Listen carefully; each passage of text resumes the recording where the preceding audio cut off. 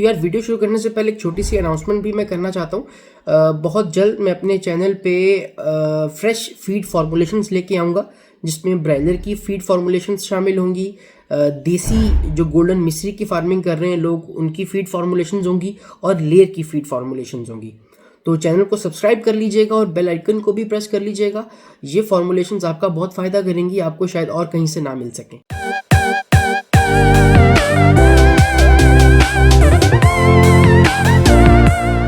अस्सलाम वालेकुम दोस्तों, कैसे हैं आप सब। उम्मीद करता हूँ आप सब खैरियत से होंगे, सेफ होंगे, हेल्दी होंगे। तो वेलकम है जी एक ब्रांड न्यू वीडियो में।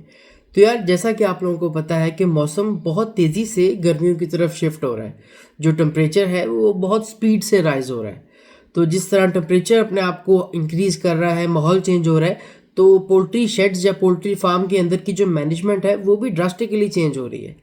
पहले जो कंट्रोल शेड्स थे उनमें सिर्फ पैड्स ओपन हो गए थे, कुछ लिमिटेड पंखे चलते थे और एक सर्टेन अमाउंट की वाटर शॉवरिंग होती थी। लेकिन अब फुल टाइम गर्मियों वाली वाटर शॉवरिंग हो रही है पैड्स के ऊपर और पंखे भी काफ़ी ज़्यादा चल रहे हैं। और जो ओपन हाउसेज हैं, जो कि जाली वाले पोल्ट्री हाउसेज हैं, पोल्ट्री शेड्स हैं, वहाँ पे निज़ाम ये है कि अब इस मौसम में भी, जबकि अभी फुल पीक गर्मी नहीं आई, फिर भी दिन में किसी न किसी एक टाइम पे जो मौसम है वो अपना हाई लगा रहा है, जो टेम्परेचर है वो अपना हाई लेवल रीच कर रहा है दिन के किसी भी टाइम में। तो ऐसे सख्त मौसम में फार्म लेवल पे क्या क्या मैनेजमेंट करनी चाहिए, कुछ मेडिकेशंस का जिक्र मैंने वीडियो टाइटल में भी किया है, जिनमें विटामिन सी आता है और इलेक्ट्रोलाइट्स आते हैं। इनको कैसे देना है, इनका क्या यूजेज है, इनकी क्या डोजेज होनी चाहिए और इनसे आपको फ़ायदा क्या होगा, इस बारे में बात करेंगे। तो वीडियो को अंत तक ज़रूर देखिएगा। वीडियो शुरू करने से पहले अगर आपने अभी तक चैनल को सब्सक्राइब नहीं किया हुआ तो चैनल को सब्सक्राइब ज़रूर कीजिएगा। शुरू करते हैं जी आज की वीडियो। तो यार विटामिन सी जो है एक ऐसा सप्लीमेंट है, एक ऐसा कंपोनेंट है जिसके फ़ायदे बेतहाशा हैं। और विटामिन सी बहुत सी हैवी एंटीबायोटिक्स को भी रिप्लेस करता है अगर उसको एज अ प्रिवेंटिव आप इस्तेमाल करें, उसके यूज़ का आपको सही पता हो। विटामिन सी जो है यूरोपियन कंट्रीज़ में या एशियन कंट्रीज़ से बाहर विटामिन सी का यूज़ बहुत ज़्यादा किया जाता है, लेकिन हमारे यहाँ पे शायद अवेयरनेस की वजह से विटामिन सी को वो अहमियत हासिल नहीं है।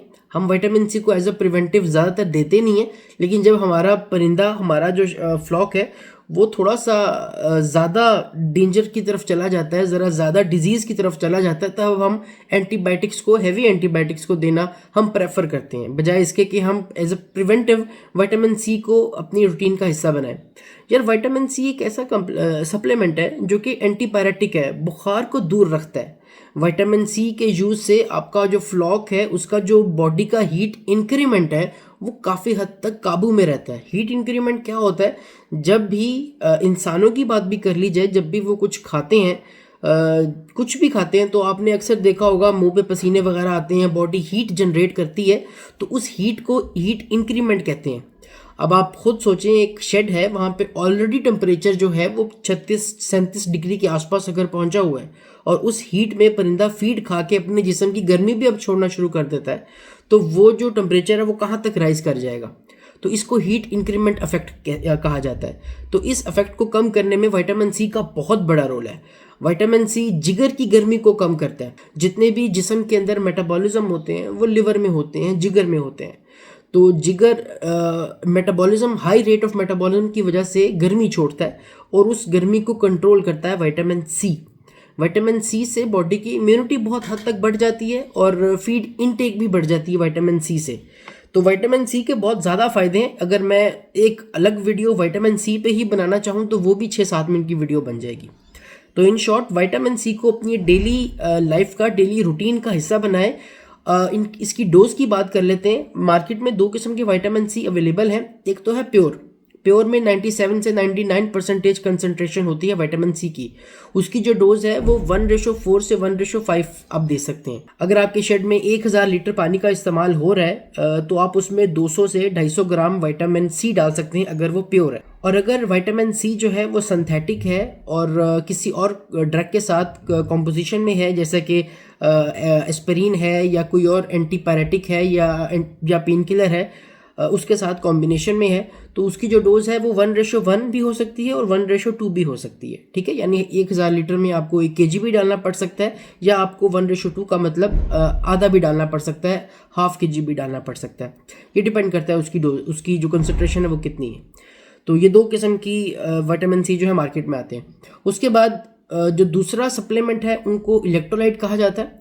इलेक्ट्रोलाइट का बहुत जादुई इस्तेमाल है जब मौसम चेंज होता है, ख़ास तौर पे उस मौसम में जब आपको डिहाइड्रेशन का ख़तरा होता है, वहाँ पे इलेक्ट्रोलाइट्स बहुत जादुई असर देते हैं। शेड्स में जब टेम्परेचर राइज होता है, बॉडी हीट इंक्रीमेंट छोड़ती है, हीट अपना छोड़ती है। जब दिन के टाइम में बर्ड फीड कर रहा होता है तो उस टाइम पे आके डिहाइड्रेशन अक्सर हो जाती है। तो उस डिहाइड्रेशन को अगर कोई परिंदा बर्दाश्त ना करे तो अक्सर तो उसी वक्त मौके पे भी डेथ हो जाती है। आपने शेड्स में अक्सर देखा होगा कि परिंदा खाते खाते मर जाता है, पोर्ट फुल होता है उसका। जब आप उसको देखते हैं तो वो इस वजह से होता है कि बर्ड बहुत तेज़ी से डिहाइड्रेट हो चुका होता है, और तब वहाँ पे आके पानी की कमी होती है और बर्ड अल्लाह को प्यारा हो जाता है।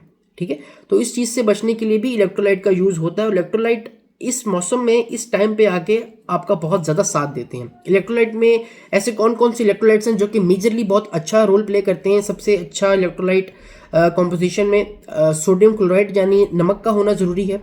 उसके बाद पोटेशियम क्लोराइड का होना ज़रूरी है, मैग्नीशियम सल्फेट का होना ज़रूरी है, कैल्शियम लैक्टेट का होना ज़रूरी है। उसके बाद सोडियम बाइकार्बोनेट का होना ज़रूरी है, और सोडियम सिट्रेट का होना ज़रूरी है। ये कुछ इलेक्ट्रोलाइट्स हैं जो किसी भी कॉम्बिनेशन में अगर आपको मिल जाता है तो वो आप परचेज करके अपने पास स्टॉक कर लें और इसको पूरी गर्मियाँ रेगुलर चलाएं। ये कुछ ऐसे इलेक्ट्रोलाइट्स हैं जो आपका बहुत ज़्यादा फ़ायदा करेंगे, आपकी मोटेलिटी को भुला देंगे आपको कि मोटेलिटी इस मौसम में, गर्मियों के मौसम में मोटेलिटी भी होती है डिहाइड्रेशन की वजह से। तो आई होप ये इस चीज़ का आपको समझ आया होगा कि विटामिन सी की क्या इंपॉर्टेंस है और इलेक्ट्रोलाइट्स की क्या इंपॉर्टेंस है। तो ये था आज का कंटेंट। उम्मीद करूंगा आपको वीडियो पसंद आई होगी। अगर वीडियो पसंद आई है तो लाइक कमेंट शेयर सब कीजिएगा और फैला दीजिएगा, और चैनल को सब्सक्राइब लाजमी कीजिएगा।